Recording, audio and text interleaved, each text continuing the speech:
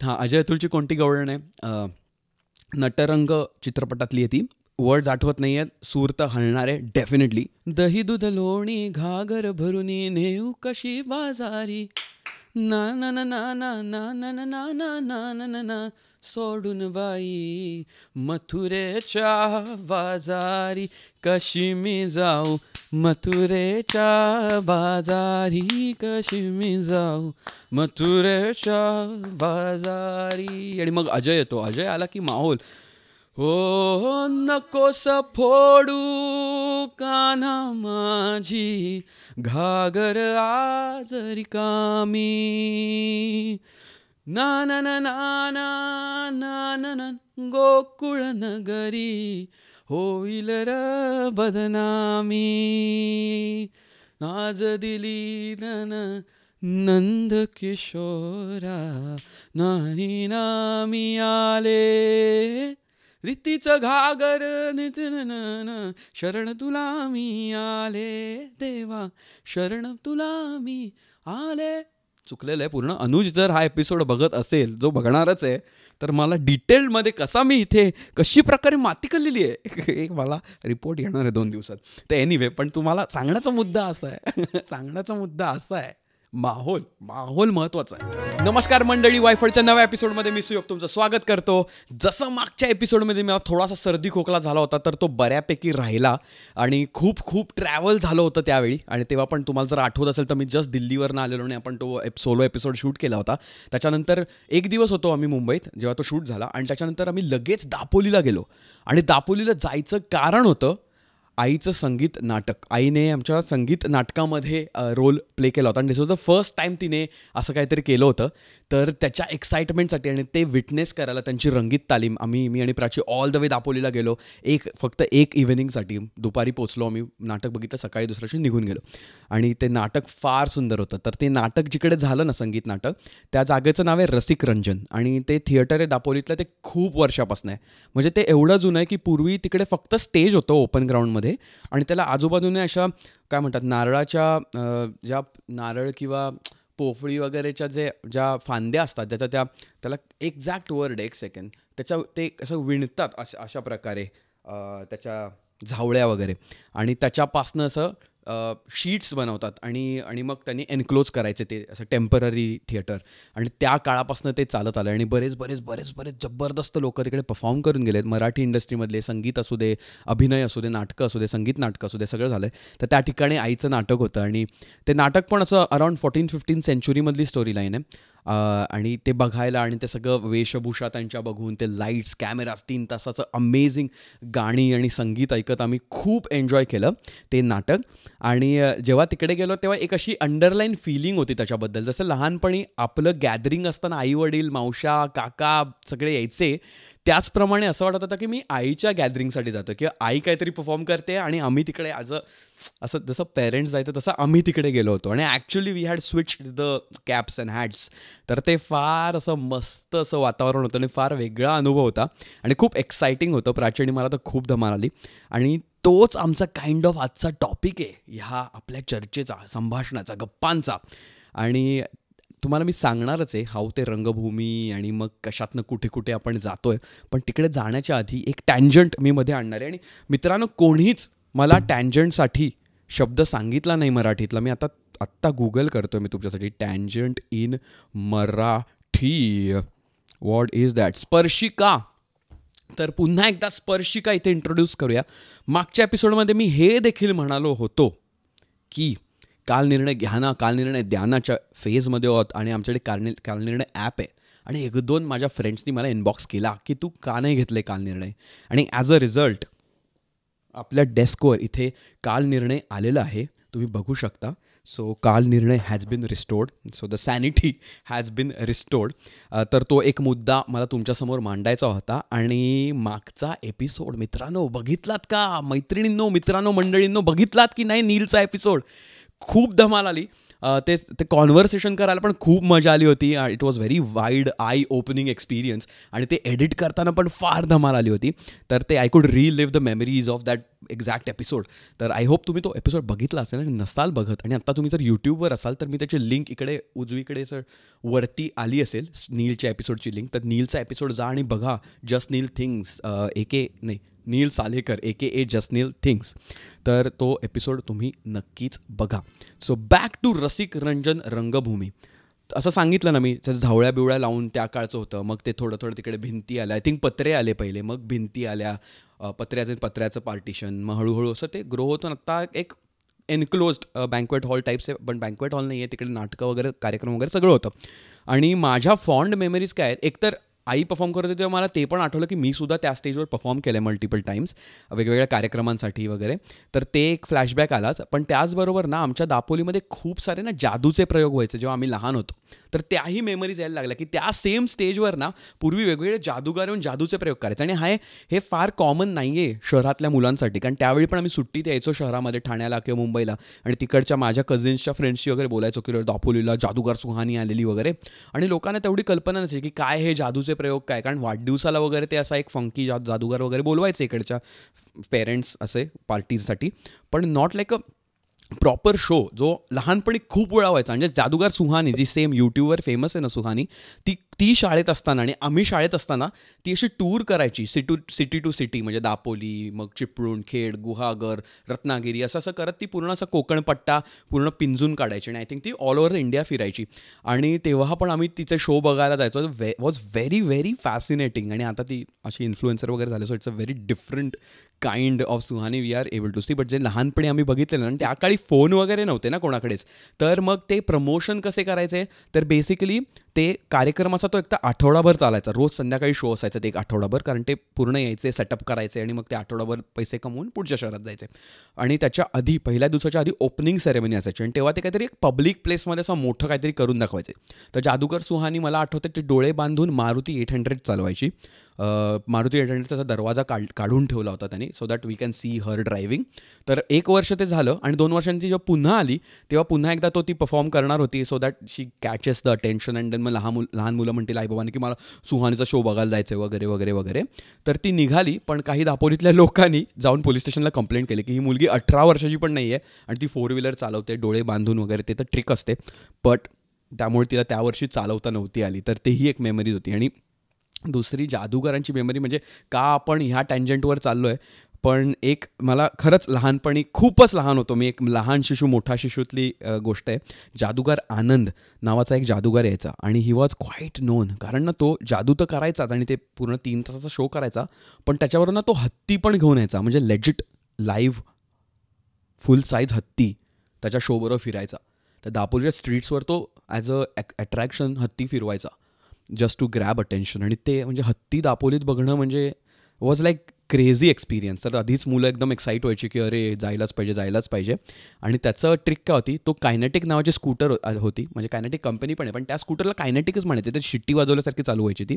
तर ती तो चालवायचा डोळे बांधून, म्हणजे तेच ठरलेलं होतं सगळ्यांचं. आणि त्यावेळी मला आठवतं आहे तो असा गाडी ती कायनेटिकची चालवत बाजारपेठीकडनं, परबांच्या फिशटँकच्या दुकानाकडनं आमच्या घराकडे आलेला बुरंडी नाक्याकडे. हे सगळे रेफरन्स संदर्भ जे आहेत ते तुम्ही जर पूर्वीचे एपिसोड बघितले असाल, सायकल बिकल वगैरे टाईप्सचे किंवा बाकीचे सोलोवाले, तर त्याच्यात हे आपण असे थोडे पॉईंट्स टाकून ठेवलेत. तर तिकडनं आला तो परबांच्या फिशटँकच्या दुकानाच्या कडनं, मागणं अशी मुलं सायकलवरनं येतात, असे आवाज वगैरे करतात, सगळं क्रेझी चाललं आहे. आणि तो आला आणि मला बाबाने असं, आम्ही घराच्या समोर उभं, बाबा आई आजी आजोबाचे मागे उभे आहेत आणि बाबांबरोबर मी पुढे उभा आहे रस्त्यात, आणि मला बाबांनी हार दिला आहे हातात. आणि मी असाच ऑलरेडी एकदम इवलूसा होतो छोटूसा, आणि तो आला आनंद आणि तो थांबला आमच्यासमोर, म्हणजे तो आता ब्लाइंड फोल्डेड आहे, ओके.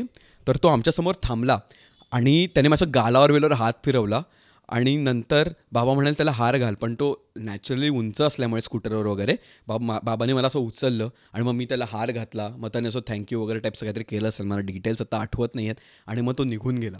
आणि ते खूप असं थरथरतच घातला होता हार मी, पण ते एवढं ओव्हरवेल्मिंग होतं ना ते, की ॲज आय सेड ना की 5-6 वर्षाचा होतो मी तेव्हा, आणि ते it has stayed with me till नाव.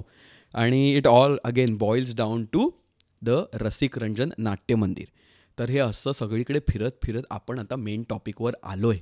इंट्रोसुद्धा केला नाही आहे अजून आपण. तर आजच्या या भागामध्ये मी तुम्हाला गंमत सांगणार आहे, ती म्हणजे लहानपणी प्राथमिक शाळेत असताना गॅदरिंगमध्ये होणाऱ्या घडामोडी. गॅदरिंग मी त्याला गॅदरिंगच म्हणतो, पण people call it annual day किंवा जे काही कार्निवल असतं लोकांचं ते. तर आमच्या गॅदरिंगमध्ये होणाऱ्या धमाल गोष्टी, आणि स्पेशली जसं आईचं नाटक बघायला गेलो तिकडे असं खूप सारे त्यांनी वेशभूषा केल्या होत्या ना त्या काळच्या 16 सेंचुरीमधली स्टोरी. तर ते सगळ्यांनी त्याचे कपडे वगैरे जुने जुने घातलेले. तर त्या कपड्यांवरनंच आजची थीम आहे. ती म्हणजे आहे प्राथमिक शाळेतल्या गॅदरिंगमधली फॅन्सी ड्रेसची कॉम्पिटिशन नव्हती ॲक्च्युली, बट फॅन्सी ड्रेसचा अनुभव.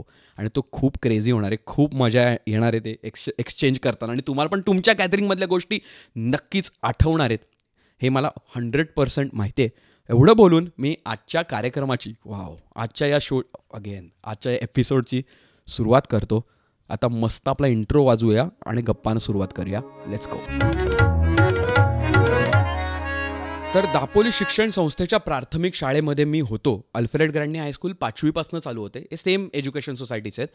पण त्या प्राथमिक शाळेत असताना जसं गॅदरिंगला ना आपले ड्रेस ठरलेले असतात, कारण डान्स ठरलेला असतो, तर मग त्याला एक सेम ड्रेस कोड असतो. काही वेळा शाळाच ते ड्रेस भाड्याने वगैरे घेते, कारण की काय स्पेसिफिक असेल तर वगैरे. तर त्याच्यात फार क्रिएटिव्हिटीला ना पेरेंट्सना वाव नसतो. आणि हे लहानपणीचे 1ली ते 4थी किंवा इव्हन किंडरगार्टन टू 4थीपर्यंतचे जे पेरेंट्स असतात ना, they are too excited about their kids. एकतर त्यांना नटवायचं असतं, त्यांचे फोटोज काढायचे असतात. तर आमच्याकडे तेवढे फोटो नव्हते. कोडॅकचा तो याचा 36वाला कॅमेरा ते होतं. पण ते खूप इन जनरल, पण तुम्ही आत्ता पण ऑब्झर्व करा ना गॅदरिंगला 4थीपर्यंतच्या आधीचे पेरेंट्स असतात, दे आर सो एक्सायटेड. आणि दे ऑलवेज थिंक की त्यांचा पाल्य म्हणजे ज्यांचा जो मुलगा मुलगी जे आहेत, they are like the centre of the whole festival which is happening, which is a nice sweet feeling. तर अशा वेळी जेव्हा आपले ड्रेस वगैरे ठरलेले असतात, तर तेव्हा पेरेंट्सना ना क्रिएटिव्हिटीला वाव मिळण्यासाठीचा एक बाप अशी गोष्ट जी आहे ती आहे फॅन्सी ड्रेस. तर आमच्या इथे पूर्ण कार्यक्रम व्हायचा गॅदरिंगचा, आणि त्याच्यानंतर एंडला असायचे फॅन्सी ड्रेस, ज्याला काही रूल्स म्हणजे बेसिक रूल्स होते जे फॉलो करायला लागायचे. पण इथे पेरेंट्सची क्रिएटिव्हिटी दिसून यायची, कारण 1ली ते 4थी आहे, त्यामुळे मुलं तर काय फार एफर्ट्स नाही टाकायचे त्याच्यात in terms of dressing up as somebody. तर तिथे खूपच मजा यायची. आणि एस्पेशली माझी आई आणि मावशा लोकांना खूप एक्साईट व्हायचे त्याच्यासाठी. तर मी 1ली 2री तिथे 3 वर्ष फॅन्सी ड्रेसमध्ये असं that was the highlight of the gathering. तर पहिला फॅन्सी ड्रेस आठवतो मला 1लीतला. तेव्हा फॅन्सी ड्रेसमध्ये काय करायचे मुलं, काय आता ॲस्ट्रॉनॉट बनला आहे किंवा काय डॉक्टर बनला आहे, तर ते ॲप्रन घालायचे, स्टेथोस्कोप घ्यायचे, समोर यायचे, खोकला करायचे वगैरे काहीतरी आणि निघून जायचे. बेसिक गोष्टी करायची मुलं 1ली 2रीतली, काय एक्सपेक्ट कराल. पण माझ्या आई आणि मावशांना काय होतं, म्हणजे फॅन्सी ड्रेस तर करूच आपण, ड्रेपेरी वगैरे सगळं करू, but will one up by making a choreography. तर यू विल डान्स ऑल्सो, असं एक ॲडिशनल लेअर. आणि आई आणि मावशांना डान्स करायला खूप आवडायचं. आणि मावशा माझ्या तेव्हाचं जस्ट कॉलेजमधनं बाहेर आल्या होत्या इन 5-6 वर्ष, म्हणजे they were quite young and very active in terms of like dance बसू आणि हे ते. आणि मग त्यांनी पहिलीतच माझं फॅन्सी ड्रेसला वासुदेव मला बनवायचं त्यांनी ठरवलं. आणि वासुदेव ही कॉन्सेप्ट आहे ना, ती म्हणजे पहाटे असं ते येतात आणि गाणी म्हणत जातात, चिपळ्या वाजवत वगैरे. तर मला असं वाटायचं की मुंबईतल्या मुलांना आणि मुंबईतल्या शहरातल्या मुलांना नसतील माहीत. बट दी अदर डे इकडे इकडल्या विंडोमधनं आम्हाला पहिले आवाज आला वासुदेवाचा, 7-7:30 वाजता. Luckily somehow we are up, आणि आम्ही धावत जाऊन बघितलं, आणि वासुदेव त्या खालच्या इथल्या अंधेरीच्या रस्त्यावरनं चालत गेला. आणि आज लाईक अरे दिस इज सो फन. म्हणजे नॉट ओन्ली दापोली, पण असं शहरात पण वासुदेव फिरतोय अजून. दिस वॉज लाईक 2 months ago. तर तसा वासुदेव मला बनवायचं त्यांनी डिसाईड केलं. आणि वासुदेव आल्यावर मग लगेच आलं धोतर. मग धोतर, आय होप तुम्हाला वासुदेव ही कॉन्सेप्ट माहिती आहे. पण मग धोतर जमवाजमवी झाली. मग अर्धं धोतर कापलं गेलं, म्हणजे ऑफकोर्स 1लीतला मुलगा काय घालणार धोतर. मग तो असा झगा जो गोल गोल फिरतो अशा प्रकारचा, काही आईचाच किंवा ते आई मावशीचा नाही, कोणत्या तरी अशा ताई वगैरेचा बॉरो केला असेल असा. त्याला काय म्हणतात ग प्राची, असं बांधतात ते अनारकली. तर तो कोणत्या तरी ताईकडनं आणला. त्याच्यानंतर ती टोपी असते त्यांची अशी मोरपंखी, मोराचे पंख असतात त्याच्यात असे वाले, ते वगैरे आय थिंक घरीच बनवण्यात आलं. त्याचं कोन बनवून त्याला असे मोराची पिसं चिकटवून असं त्याला लेअर बेअर करण्यात आलं. आणि गळ्याबिळ्यात माळा वगैरे दिल्या मला घालायला. चिपळ्या कुठनं तरी आणल्या कोणाकडनं तरी बॉरो करून. आणि तो ड्रेपरी तर पूर्ण झाली. आणि मग आता काय डान्सिंगची बीट आली ना. मग तो गाणं वासुदेवाला ओ वासुदेवाला, वासुदेवाला ओ वासुदेवाला, ते गाणं बसवलं. डान्स वान्स घरी बसवला माझा. आणि इथे सोलो गॅदरिंगमध्ये सोलो अलाउड नसतात कुठेच आमच्या इथे, पण fancy dress was solo. So तिकडे तुम्हाला अजून एक डान्स करायचा आणि असं छायचा चान्स मिळतो. तर तो डान्स झाला. आणि आय थिंक हे लोककला वगैरेचं एक वेगळीच वाईब आहे. जसं मी सांगितलं ना, वासुदेव जसा इकडे मुंबईत दिसला होता मला त्यावेळी, तसेच हे बरेच वेगवेगळ्या प्रकारचे लोककलाकार म्हणजे फोक आर्टिस्ट असे टूर करतात वेगवेगळ्या छोट्या छोट्या शहरांमधनं. आणि त्यातला अजून एक फोक आर्टिस्ट म्हणजे जो मला आठवत आहेत, एक बंच होता, एक वॉज अ ट्रूप. ते असे ॲक्च्युली ते कर्नाटका साईडचे होते. भजन म्हणायचे ते येऊन, आणि ते असं फुल मेकअप वगैरे करायचं. म्हणजे त्यावेळी महाभारत किंवा रामायण वगैरे सिरियलमध्ये कसे ते राजे महाराजे दाखवायचे असे, त्यांचा मुकुट वगैरे असायचा, तशा प्रकारचे ते कपडे घालायचे. त्यांचा तबला डग्गा असा तर दोरीला बांधून काहीतरी त्यांनी हॅक काढला होता. तर ते always use to have tabla dagga here, not like dholki किंवा ढोलक किंवा मृदुंग, पण तबला डग्गा. मग पेटी पण दुसऱ्या काकांच्या अशा हातात असायची. एक लहान मुलगा असा बाजूने काहीतरी झांज किंवा काहीतरी वाजवतो, चिपळ्या वगैरे, असं काहीतरी छोटंसं त्याला काम द्यायचं. असं ते तिघं लोक डोअर टू डोअर जायचे आणि ते अजूनही येतात. म्हणजे आत्ता रिसेंटली मी दापोलीला गेलेलो मागच्या 6 महिन्यापूर्वी, तेव्हा ऐकलं मी की ते जस्ट येऊन गेले होते. So I missed it. तर युजली ते आमच्याकडे वगैरे आले ना की बाबा त्यांना थोडा वेळ बसवतात, पाणी वगैरे खायला वगैरे देतात, आणि ऑफकोर्स त्यांना हे देतात, म्हणजे बक्षीस नाही म्हणताना मदत म्हणून पैसे वगैरे पण देतात. आणि बिकॉज बाबा is also very enthusiastic about भजन, ते असे बसून आरामात 15-20 मिनटं भजन गातात. म्हणजे त्यांचं आवडतं, in spite of being from Karnataka, ते युजली मराठी भजनं महाराष्ट्रात फिरत आहेत त्यामुळे मराठी भजनं गातात. म्हणजे एक होतं त्यांचं, माझे माहेर पंढरी आहे भीवरेच्या तीरी, माझी बहीण चंद्रभागा, माझी बहीण चंद्रभागा, करीतसे पाप. लिरिक्समध्ये आपण मार खातोय, पण हे अशा प्रकारची भजनं वगैरे गायचे. आणि हे फोकचं ना मला खूप ट्रिप आवडते. म्हणजे मे बी लिरिक्स माझे तर लिरिक्स चुकतातच, बरेचदा मी विसरतो लिरिक्स, किंवा सूरही माझा 100% इकडे तिकडे होतो. कारण being a musician I am not a singer, I am learning, trying to sing and all. But सुरात मी एवढा नाही, कारण पर्कशन आणि ड्रम्सची माझी बॅकग्राऊंड आहे. पण तो जो वाईब आहे ना, तो माहोल आहे ना, जी एनर्जी आहे ना, ती खूप बाप असते. म्हणजे भजन म्हटलं ना, तर हे एक भजनाचा प्रकार आहे ना खूप. आता परत आपण स्पर्शिका मोडमध्ये चाललो आहे, टँजंट मोड. तर भजनामध्ये पण साधारणपणे दापोली साईडला जी भजनं होतात गावामध्ये, देवळातली किंवा एक बुवा असतात, ते असे पायपेटीवर बसतात, त्यांच्या दोन्ही साईडला असे टाळ घेऊन बाकीचे गाणारे असतात, आणि मग एक मृदुंग असतो एका साईडला, एक तबला असतो एका साईडला, आणि मग बुवा सांगतात, मग समोरची लोक गातात. आणि हे एक तो माहोल जो तयार होतो ना, आमच्या प्राचीन माझ्या लग्नानंतर सुद्धा आम्ही ॲक्च्युली पूजेच्या दिवशी अरेंज केलं होतं ते टिपिकल भजन, आणि माझे फ्रेंड्स वगैरे पण आमचे आले होते, त्यांना बघायला मिळालं ते वेगळ्या प्रकारचं भजन.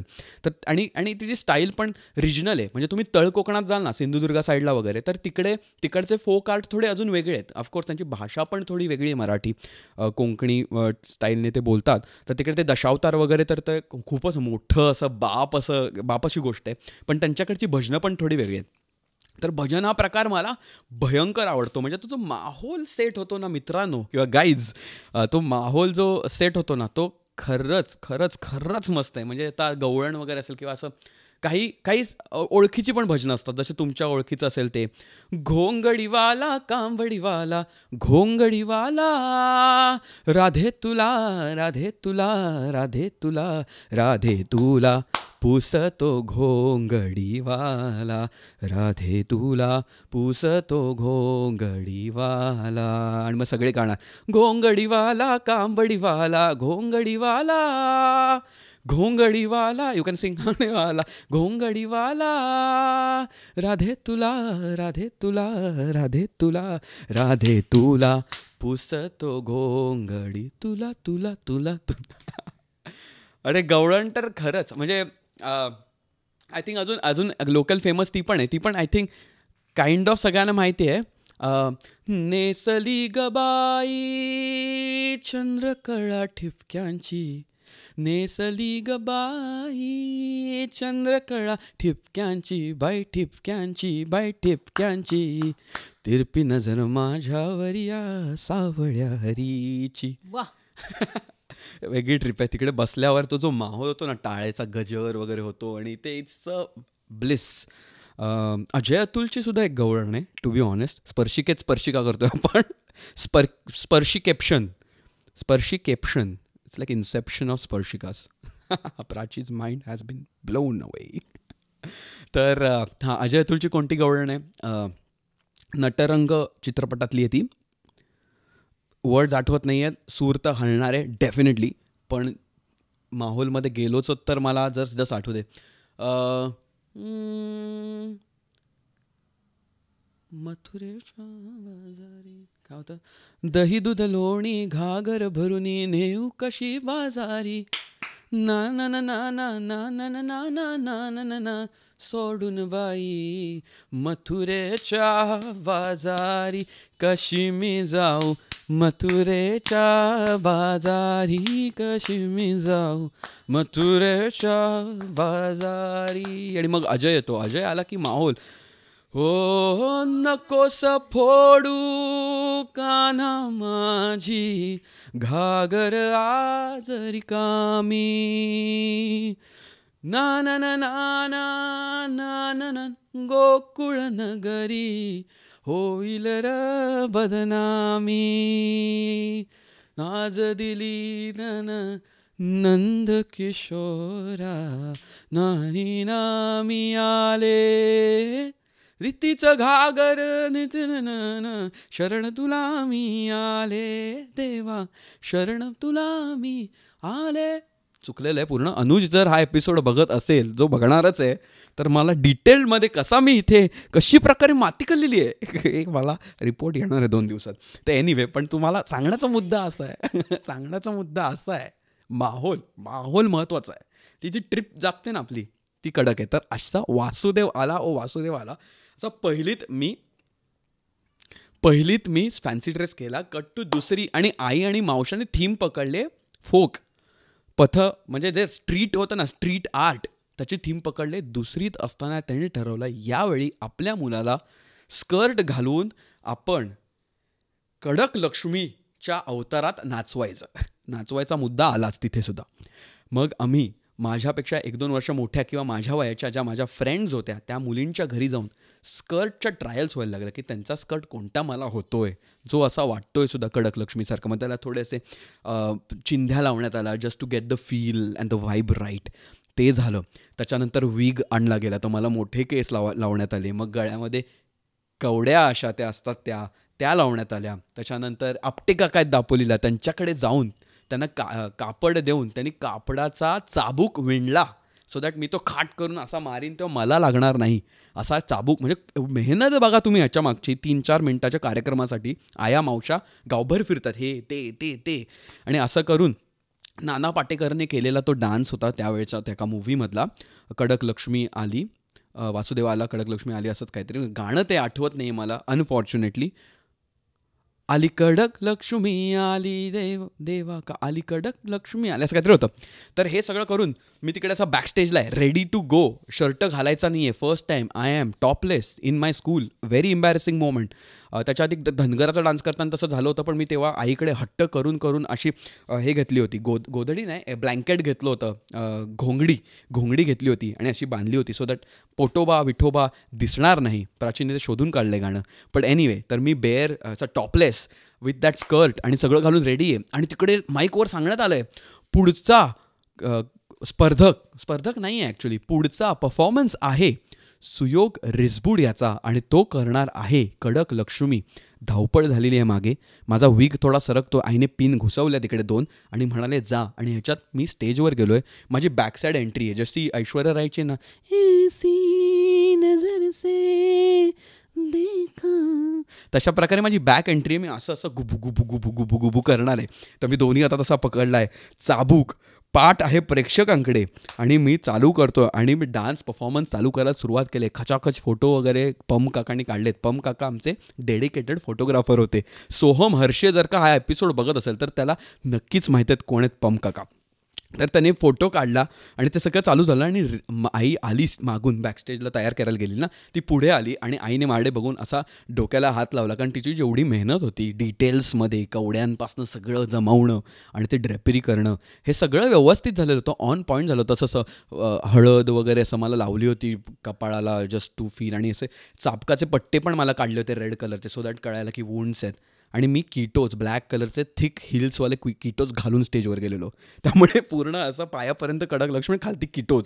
त्यामुळे तो थोडा वाईप किल झाला होता, पण परफॉर्मन्स तसा साधारणपणे चांगलाच झाला होता. आणि त्यावेळी ना पम काका, photographer of the gathering, a very important character, very important person in this whole experience. कारण त्या काळी आपल्याकडे फोन मोबाईल काही नव्हतं, तर पम काकांना रिस्पॉन्सिबिलिटी सगळ्यांचे फोटो काढायचे. ओके. आणि असे ते फोटो घ्यायचे. आणि काही काही लोकांकडे कॅमेरा असायचे, एक म्हणजे स्वतःचा कॅमेरा असायचा, तर 36 रोलवाला, तर तेही काही फोटो घ्यायचे पुढे येऊन. पण पम काका सगळ्या डान्सचे वेगवेगळ्या अँगल्सनी खूप फोटो घ्यायचे. त्यामुळे तो त्यांचा जो रोल होता खूप ते फेमस होते. कारण जेव्हा ते डेव्हलप होऊन नंतर फोटो यायचे ना, ते सगळे पम काकांच्या स्टुडिओमध्ये जाणार, तिकडे असे सगळे टेबलावर मांडलेले असायचे फोटो, आणि तुमच्या मुलाचा फोटो दिसला की तो उचलायचा.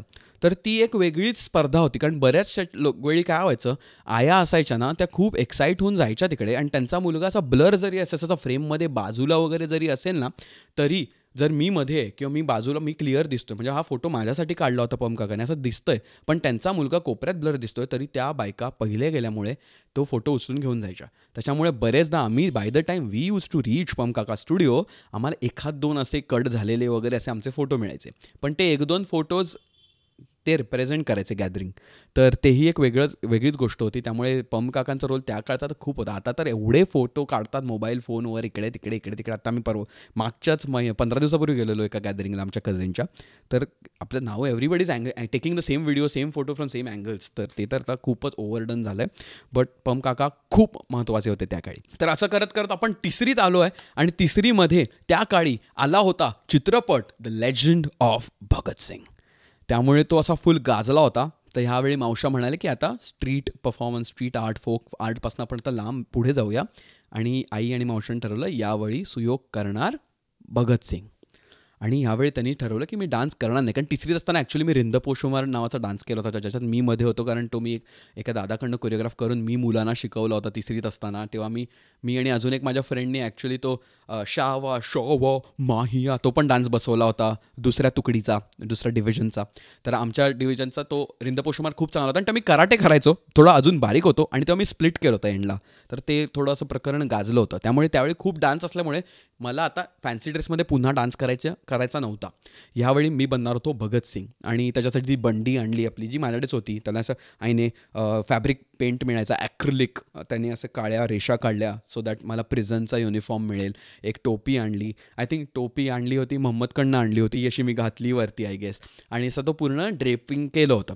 पण त्यावेळी सेटअप जो असतो ना, मेहनत, कारण आपण आहोत ना, ओव्हरकिल करणारच आपले सगळे जे आहेत घरची लोकं.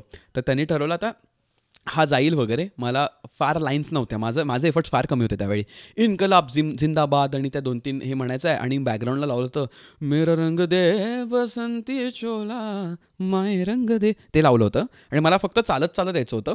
आणि फार चित्तथरारक आणि इमोशनल टची असं हा परफॉर्मन्स होता.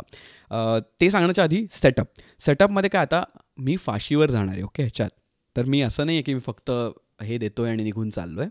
मी फाशीचा सीन करतो आहे आपण. तर फाशी द्यायची, तर मग आपल्याला तेवढा वेळ नसतो, 5-6 मिनटामध्ये सगळं करायचं आहे. त्यामुळे आपण स्टेजवर जाऊन तो फाशीचा फंदा जो असतो, फाशीचा दोरी लूप, तो आपण हँग करू शकत नाही. तर ते आउट ऑफ क्वेश्चन. तर बाबांनी वेल्डिंग करून आणलं असतं, पण ते खूप महाग उगाच झालं असतं. मग बाबांनी ठरवलं की बांबू असतात ना, बांबू, ते जुने बांबू कापून, जे आमच्या इथे गुढीपाडव्याला आणतात गुढीचे, ते मागच्या वर्षीचे कापून असं आपण स्ट्रक्चर तयार करू आणि त्याला मधून असा दोरीचा लूप बनवू. हां. आणि मग तो उभा कसा राहणार, चांगला प्रश्न विचारलास प्राची. तर तो उभा कसा राहणार म्हणून ठरवलं त्यांनी. मोठ्या आमच्याकडे पामच्या कुंड्या असायच्या एक्स्ट्रा, तर त्या कुंड्या घेतल्या, प्लांटर्स, आणि त्याच्यात वाळू टाकली. आणि मग वाळूमध्ये रॉड्स ते बांबूचे घुसवले 2 साईडला, आणि मग वरती त्या स्ट्रक्चर होतं आणि तिकडनं ती दोरी. आता हे सेटअप करायचं स्टेजवर सगळं. मग ते वाळू बिळू मागे बॅकस्टेजला भरली त्यांनी आणून, वाळू गोणी काय म्हणतात, म्हणजे अरे शब्द का नाही आठवत आहेत, पोत्यामध्ये आणली होती वाळू, ती आणून अशी ओतली वगैरे. आणि ह्यावेळी वनअप कसं केलं आम्ही, बाबा होतेच सुपरवायझर आणि ते सगळं मॅनेज करायला, टू मेक शुअर. आमचं गॅरेज आहे दापोली, तर तिकडे आम्ही बाईक्स आणि ते विकतो आणि सर्व्हिस करतो. तर गॅरेजची पण 3-4 दादा लोक आले होते to lift it and to bring it on stage. आणि तोपर्यंत पडदा वगैरे चुकून उघडला होता. त्यामुळे त्या स्टेजवर आई अशी डिरेक्ट करते आहे, बाबा असं ते पकडत आहेत, मागून गॅरेजची 2-3 मुलं आले आहेत. हा परफॉर्मन्सच खूप मोठा झालेला. आणि मग ही सगळे बाजूला झाली अशी आमची टीम वगैरे. अरे बेसिक फॅन्सी ड्रेस होता, बोललो ना, स्टेथोस्कोप घ्यायचा होता.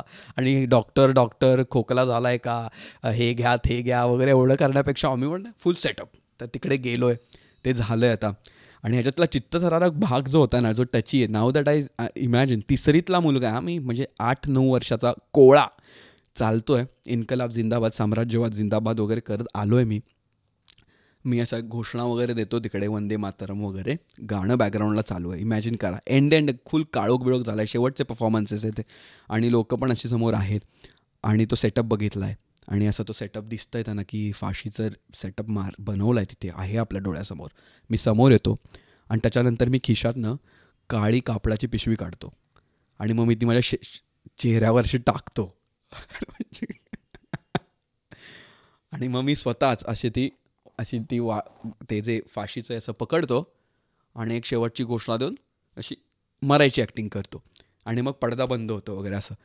आणि लोक फार इमोशनल झाली ते बघून की तिसरीतला मुलगा असं करतोय, आणि वॉज क्वाईट टची. आणि मला ते एवढं त्यावेळी जाणवलं नाही. मी तर त्याच भीतीत होतो की ते बांबूचं आहे, ते असं पडलं तर मी त्याच्या सकट जाऊन पडीन बाजूला, म्हणजे खूप लागणार नाही, कारण ते लूज होतं, असं नाही की हा असं होईल, पण मी त्याच्यावर पडीन वगैरे असं, किंवा माझी फजिती होईल वगैरे असं माझं वेगळंच टेन्शन तिकडे. आणि हे करून तो परफॉर्मन्स झाला आणि म्हणजे बरंच टची झाला, ॲप्रिसिएशन पण मिळालं आणि एकंदर मजा आली.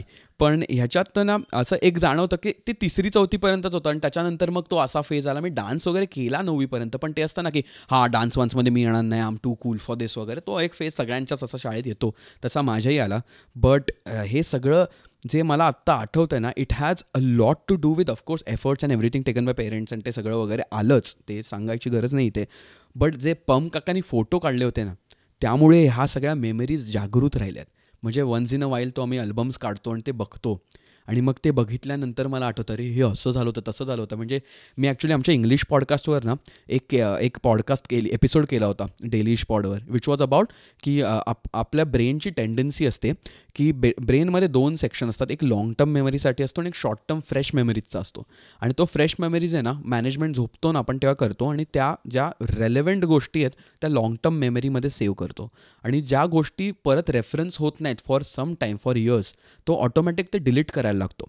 तर हे फोटो सातत्याने दरवर्षी 2-2, 3-3 वर्षांनी बघितल्यामुळे त्या same memories we revisited, that's why they are still fresh in our head. तर that's like the psychology, that's like a scientific reason behind the memories. But पम काकांनी काढलेले ते 1-2 जे कॅप्चर झाले होते फोटो, त्यांच्यामुळे आज मला ह्या गोष्टी आठवत आहेत. आणि ॲज आय सेड, आम्ही 2 आठवड्यापूर्वी माझ्या भावंडांच्या गॅदरिंगला गेलेलो, तिकडे आम्ही बेकार कचरा फोटो आणि व्हिडिओज काढलेत. पण तो डेटा आता एवढा आहे ना, तो we don't revisit it the same way. Maybe 20 years down the line त्यांची ट्रिप वेगळी असेल ते बघताना. पण आज जे 1-2 ब्लर, अर्धे कंपोज न झालेले, मी मध्ये नसलेले, बाजूला कोपऱ्यात असलेले फोटोज आहेत, त्या फोटोंमुळे माझ्या लहानपणीच्या सगळ्या मेमरीज आहेत त्या are still intact in some form, shape. Maybe not 100%, but somewhat it's there. तर त्याचं महत्त्व आहे ते मला हे सगळं आत्ता लिहिताना बोलताना खूप जाणवून येतं, आणि ते आहे आपल्याकडे. म्हणजे we have been through that phase, जिकडे फोनवरनं लोक गॅदरिंग बघत नव्हते, डोळ्यांनी बघत होते. आणि it's a surreal experience to be honest, आणि we have been there. So ह्या बोलण्यामधनं तुम्हालाही तुमच्या गॅदरिंगचे दिवस आठवले असतील, तुम्ही काही रिस्पॉन्सिबिलिटीज घेतल्या असतील इकडे तिकडे. एक पडदा बंद करणारी मुलं असतात, त्यांचं रिस्पॉन्सिबिलिटी असते पडदा बंद करण्याची. काही मुलं असतात त्यांची कॅसेट अरेंज करायची रिस्पॉन्सिबिलिटी असते, की क्लास 4th A की मग 4th Aचं गाणं कोणतं आहे त्याची ती कॅसेट काढून ठेवणं. मग माझा एक मामा होता, तो ती मिक्स टेप बनवून द्यायचा गॅदरिंगच्या वेळी, वासुदेवाला वगैरेची गाणी, फक्त एक गाणं त्या कॅसेटमध्ये भरून द्यायचा, कारण कॅसेट्स होत्या त्यावेळी, कसेट्स पण म्हणतात लोक. तर त्याची रिस्पॉन्सिबिलिटी असायची कोणाकडे मागे तयार करा पुढचा परफॉर्मन्स, त्याची अशा वेगवेगळ्या छोट्या छोट्या बऱ्याच मुलांकडे रिस्पॉन्सिबिलिटी दिल्या जायच्या, आणि ते खूप मस्त असे दिवस होते. सगळ्यांच्या आयुष्यात येतात ते वेगवेगळ्या फ्लेवर्सने, बट तुमच्याही आयुष्यात असतीलच, आणि ते तुम्ही रिव्हिजिट केले असतील समहाऊ ह्याच्यामुळे. तर तसं झालं असेल तर खूप मजा आहे, नाहीतर काय तुम्हाला माझ्या गोष्टी ऐकायला मिळाल्या, विच आय फील की तेही मजा असू शकते. म्हणजे आय फील एवढं बोलून मी आजचा एपिसोड इथेच संपवतो मित्रांनो. Thank you for staying here, thank you for शेवटपर्यंत थांबण्याबद्दल धन्यवाद. ही गोष्ट ऐकल्याबद्दल धन्यवाद. वायफळला असंच प्रेम देत राहा आणि आम्ही असंच अजून नवीन गोष्टी तुमच्यासमोर आणू. And it's a really educational experience even for us to build these things. आणि तुम्ही त्याला चांगला रिस्पॉन्स देताय, तुम्हाला हे आवडतं हे बघून खूप बरं वाटतंय, तर थँक्यू. आणि कोणी एका मित्रा किंवा मैत्रिणीला तुमचा ग्रुप डान्समध्ये होता किंवा कोणीतरी फॅन्सी ड्रेस केला होता किंवा धनगर किंवा कोळी गीतात वगैरे होता तुमच्याबरोबर, अशा तुमच्या फ्रेंडला एखाद्याला टॅग करा किंवा पाठवा किंवा मैत्रिणीला पाठवा. आणि ते बघतील एपिसोड, हा एक त्याच्या मागचा उद्देश आहे. पण दुसरा उद्देश असा आहे की त्याच्यामुळे तुमच्या पण आठवणी ताज्या होतील. Maybe you are not being in touch with that person, maybe this can be one of the reasons to वसं आठवतोय मी आहे कोळी सुरीला डोळी. लिरिक्स परत मी माती खाल्ली, पण मुंबईच्या किनारी त्या गाण्यावर आपण डान्स केला होता 4थीत असताना, आठवतं? असं वगैरे काय काय करू शकता. एवढं बोलून मी खरंच आजचा एपिसोड संपवतो. Thank you so much guys for staying here. आणि मी तुम्हाला पुढच्या गेस्ट एपिसोडमध्ये लवकरच भेटीन. पुढच्या एपिसोडमध्ये पण एक वंडरफुल गेस्ट येणार आहे आपल्याकडे, आणि आम्ही त्याच्यात तर खाण्याबद्दल, खाऊ गल्ल्यांबद्दल आणि वेगवेगळ्या फूड आयटम्सबद्दल खूप गप्पा मारल्यात. तर त्या मी एक्सायटेड आहेत तुमच्यासमोर आणण्यासाठी. एवढं बोलून मी माझे 4 शब्द संपवतो आणि माझ्या जागेवर जातो. Bye bye, take care, bye bye, thank you.